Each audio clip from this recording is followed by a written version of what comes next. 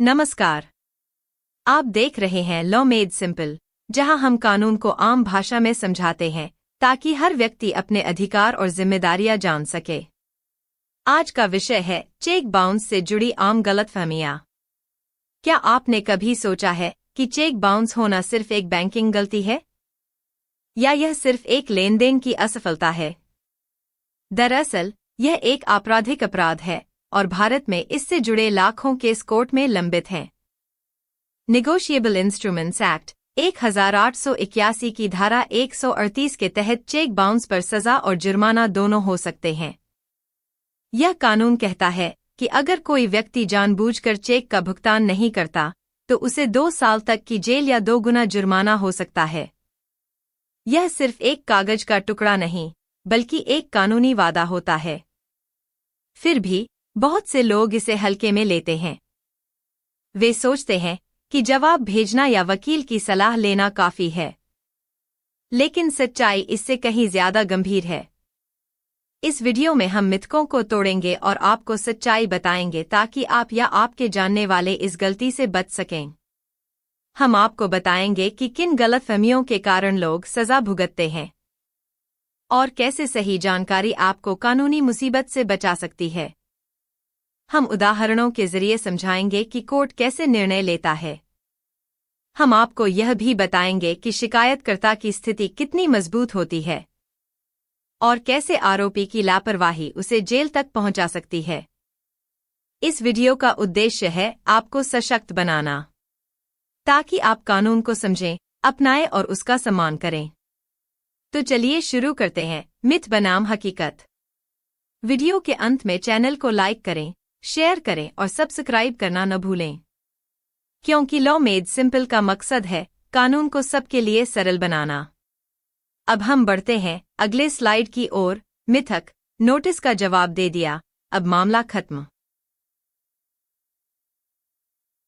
बहुत से लोग सोचते हैं कि अगर उन्होंने चेक बाउंस पर भेजे गए नोटिस का जवाब दे दिया तो मामला खत्म हो गया।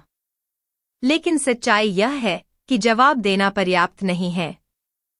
कानून कहता है कि नोटिस मिलने के 15 दिन के भीतर भुगतान करना अनिवार्य है। अगर आपने सिर्फ जवाब भेजा और भुगतान नहीं किया तो अपराध बना रहता है। कोर्ट जवाब नहीं, भुगतान को मान्यता देता है। उदाहरण के तौर पर रमेश ने 50,000 रुपए का चेक बाउंस किया और सिर्फ जवाब भेजा। कोर्ट ने केस दर्ज कर लिया। यह मान लेना कि जवाब से मामला खत्म हो गया एक गंभीर भूल है। कई लोग सोचते हैं कि जवाब भेजकर उन्होंने अपनी जिम्मेदारी निभा दी, लेकिन कानून में जवाब की कोई कानूनी वैल्यू नहीं होती जब तक भुगतान न हो। इसलिए अगर आप नोटिस का जवाब भेजते हैं तो साथ में भुगतान करना जरूरी है, वरना मामला कोर्ट तक पहुंच सकता है। और एक बार कोर्ट में मामला चला गया तो सजा और जुर्माना दोनों संभव हैं। इसलिए जवाब देना समाधान नहीं है। समाधान है समय पर भुगतान करना।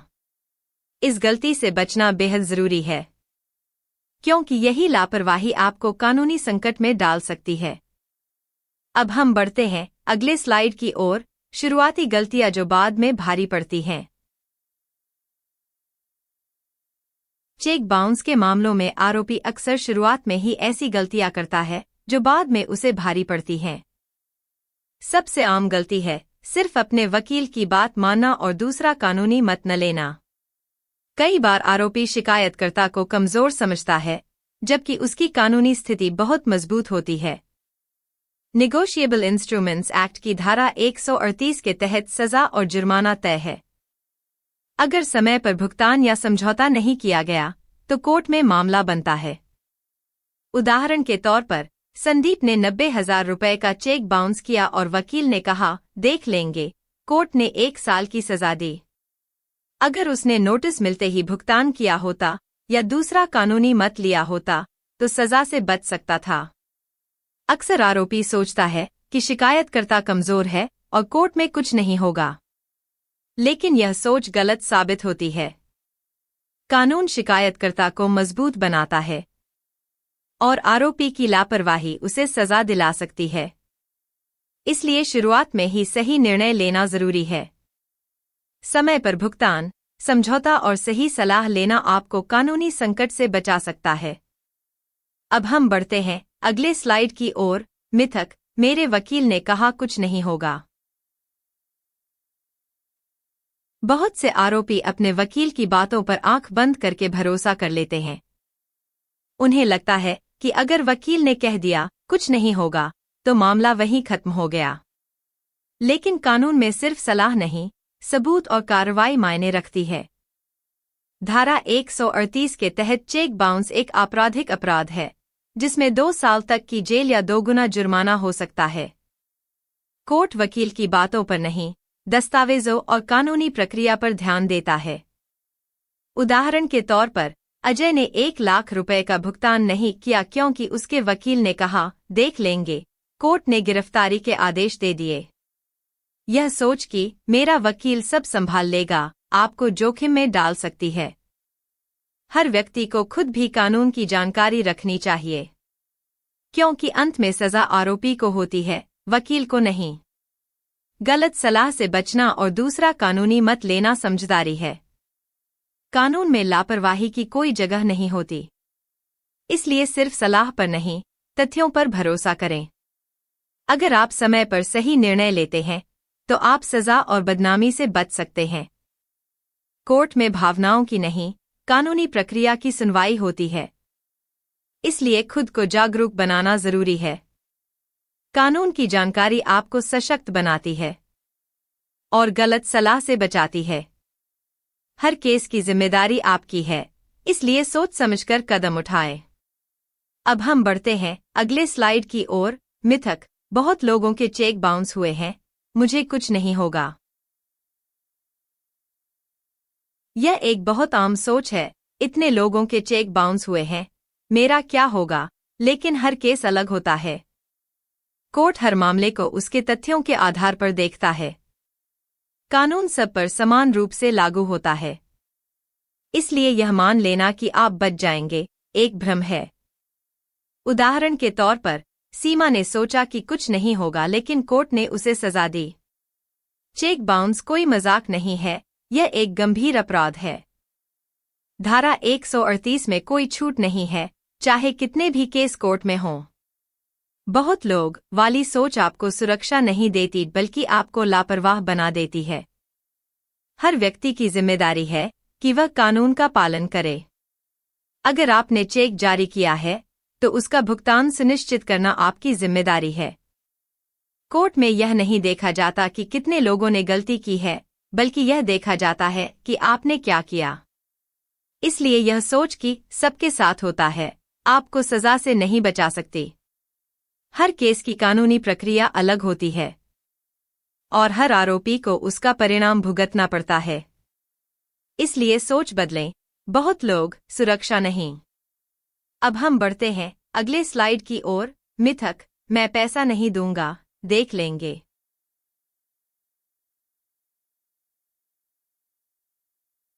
कुछ लोग जानबूझकर भुगतान नहीं करते और सोचते हैं कि देख लेंगे, लेकिन यह सोच आपको सीधे जेल की ओर ले जाती है।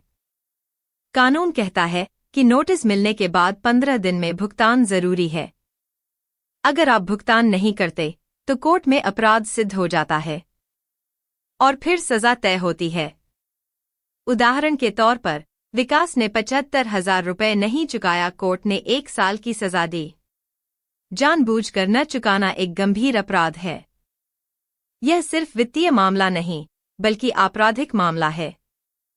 कोर्ट में यह देखा जाता है कि आपने जानबूझकर भुगतान नहीं किया, और यह इरादा ही आपको दोषी बना देता है। इसलिए यह कहना कि मैं नहीं दूंगा, आपको कानूनी संकट में डाल सकता है। समझदारी यही है कि समय पर भुगतान करें या शिकायतकर्ता से समझौता करें। कानून में टालमटोल की कोई जगह नहीं है। हर दिन की देरी आपको सजा के करीब ले जाती है, इसलिए भुगतान न करना जेल का रास्ता। अब हम बढ़ते हैं अगले स्लाइड की ओर। मिथक, यह तो मेरी इज्जत का मामला है। कई बार आरोपी अहंकार में आकर भुगतान नहीं करता, उसे लगता है कि यह उसकी इज्जत का मामला है। लेकिन कानून भावनाओं से नहीं चलता। अहंकार से निर्णय लेना नुकसानदायक होता है। कोर्ट में सिर्फ दस्तावेज और कानूनी प्रक्रिया देखी जाती है। उदाहरण के तौर पर इमरान ने 1.2 लाख रुपए नहीं चुकाया, कोर्ट ने उसे सजा दी। इससे न सिर्फ उसे बल्कि उसके परिवार को भी सामाजिक प्रतिष्ठा का नुकसान हुआ। इज्जत बचाने के लिए कानून तोड़ना सही नहीं है। समझदारी से काम लेना ही सही रास्ता है। कई लोग सोचते हैं कि भुगतान करना कमजोरी है, लेकिन असल में यही आपकी ताकत है। कानून में भावनाओं की नहीं, तथ्यों की सुनवाई होती है। इसलिए अहंकार को छोड़कर समाधान की ओर बढ़े। समय पर भुगतान करें या समझौता करें, क्योंकि अंत में सजा आपको ही भुगतनी पड़ती है। और आपकी इज्जत तब बचती है जब आप कानून का सम्मान करते हैं। अब हम बढ़ते हैं अगले स्लाइड की ओर। शिकायतकर्ता की स्थिति कमजोर नहीं बल्कि मजबूत।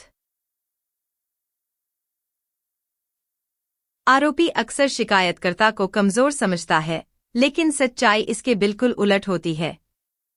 कानून शिकायतकर्ता को सुरक्षा देता है और उसे कानूनी अधिकारों से सशक्त बनाता है। उसके पास चेक, बैंक रिटर्न मेमो और नोटिस जैसे मजबूत दस्तावेज होते हैं। ये सबूत कोर्ट में बहुत प्रभावशाली होते हैं। कोर्ट शिकायतकर्ता के दस्तावेजों को प्राथमिकता देता है, क्योंकि वे लेनदेन की सच्चाई को दर्शाते हैं।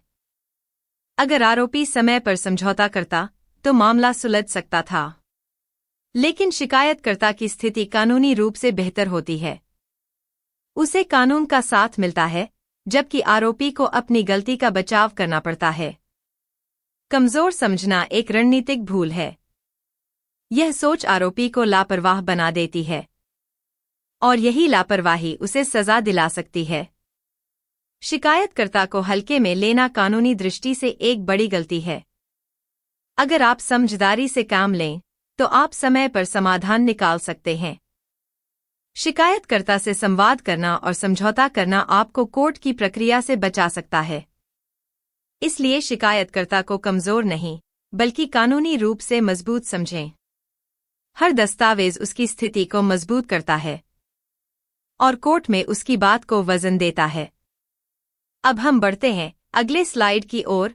क्या किया जा सकता था? बचाव के सही कदम। अगर आरोपी समय पर सही कदम उठाए तो सजा से बच सकता है। सबसे पहला कदम है नोटिस को गंभीरता से लेना। नोटिस मिलने के बाद 15 दिन का समय होता है, जिसमें भुगतान या समझौता किया जा सकता है।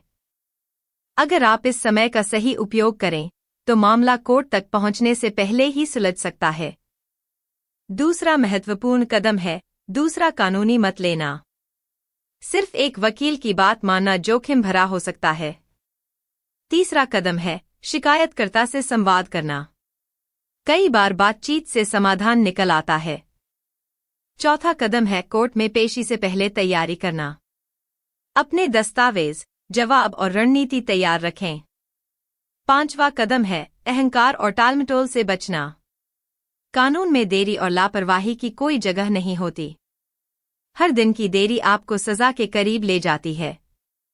इसलिए सही समय पर सही निर्णय लेना जरूरी है। अगर आप समझदारी से काम लें, तो आप सजा, जुर्माना और बदनामी से बच सकते हैं। कानूनी जागरूकता ही आपकी सबसे बड़ी सुरक्षा है। हर कदम सोच समझकर उठाएं, क्योंकि एक गलती आपको कोर्ट तक पहुंचा सकती है। अब हम बढ़ते हैं अगले स्लाइड की ओर। अंत में कौन भुगतता है? जब मामला कोर्ट तक पहुंचता है, तो अंत में सजा आरोपी को ही भुगतनी पड़ती है। गलत सलाह, लापरवाही और अहंकार उसे जुर्माना, जेल और सामाजिक बदनामी की ओर ले जाते हैं। वकील की गलत सलाह का असर आरोपी के जीवन पर पड़ता है, वकील पर नहीं। मानसिक तनाव, सामाजिक दबाव और आर्थिक नुकसान आरोपी को झेलना पड़ता है। उदाहरण के तौर पर नासिर ने 1 लाख रुपए नहीं चुकाया, कोर्ट ने सजा दी और उसका परिवार भी प्रभावित हुआ। कानून भावनाओं से नहीं, तथ्यों और कार्रवाई से चलता है। इसलिए जागरूकता और समझदारी बेहद जरूरी है। अगर आप समय पर सही निर्णय लेते हैं, तो आप इन परिणामों से बच सकते हैं। हर व्यक्ति को अपने कानूनी दायित्व समझने चाहिए, क्योंकि अंत में वही भुगतता है जिसने गलती की है या लापरवाही बरती है। कोर्ट में सहानुभूति नहीं, सबूत और प्रक्रिया की सुनवाई होती है। इसलिए खुद को सशक्त बनाना जरूरी है। कानून की जानकारी ही आपकी सुरक्षा है।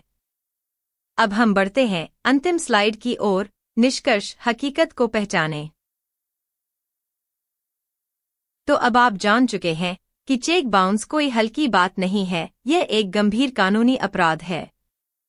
धारा 138 के तहत सजा, जुर्माना और कानूनी प्रक्रिया स्पष्ट है। इस वीडियो में हमने देखा कि कैसे मिथक लोगों को गलत निर्णय लेने पर मजबूर करते हैं और कैसे सच्चाई जानना आपको कानूनी संकट से बचा सकता है। हमने उदाहरणों के जरिए समझाया कि कोर्ट कैसे निर्णय लेता है और कैसे शिकायतकर्ता की स्थिति कानूनी रूप से मजबूत होती है। हमने यह भी देखा कि गलत सलाह और अहंकार कैसे नुकसान पहुंचाते हैं। अगर आप समय पर सही कदम उठाएं, तो आप सजा से बच सकते हैं। कानून की जानकारी ही आपकी सबसे बड़ी ताकत है। इसलिए जागरूक रहें, समझदारी से काम लें और कानून का सम्मान करें। लॉ मेड सिंपल का उद्देश्य है आपको सशक्त बनाना और कानून को सरल बनाना। अगर आपको यह वीडियो उपयोगी लगा हो, तो चैनल को लाइक करें, शेयर करें और सब्सक्राइब करें, ताकि यह जानकारी और लोगों तक पहुंच सके। क्योंकि सही जानकारी ही सही निर्णय की नींव होती है। आपका साथ ही हमारी ताकत है। अब हम इस वीडियो को यहीं समाप्त करते हैं। धन्यवाद।